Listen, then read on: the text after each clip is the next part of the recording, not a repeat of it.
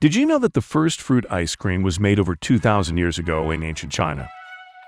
It was made from a frozen mixture of rice, milk, and fruit juices.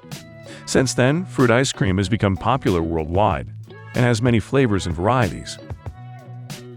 Hello, I'm Proxima, and in this video, we'll show you how fruit ice cream is made. Get ready, we're starting. The production of fruit ice cream begins with preparing the ingredients.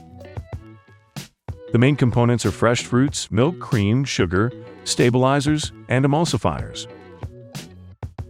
The first step is processing the fruits. They are washed, peeled, and pitted, and then cut into pieces. The fruits are then blended into a puree.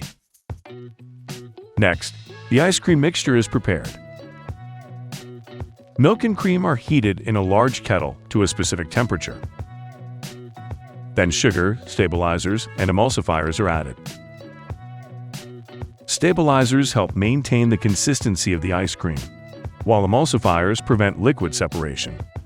When the mixture becomes homogeneous, fruit puree is added, and everything is thoroughly mixed.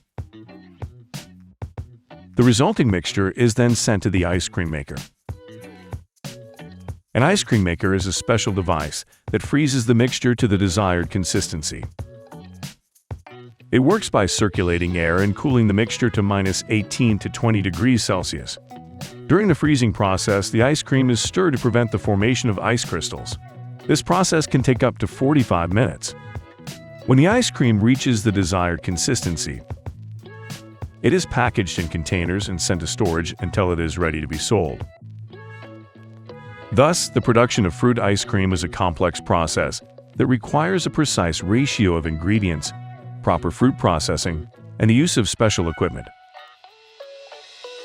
However, the result of this process is a delicate and flavorful ice cream that will be enjoyed by lovers of sweets. Next, I will tell you about the packaging and storage of fruit ice cream. After freezing, ice cream is packaged in containers, usually made of plastic or cardboard.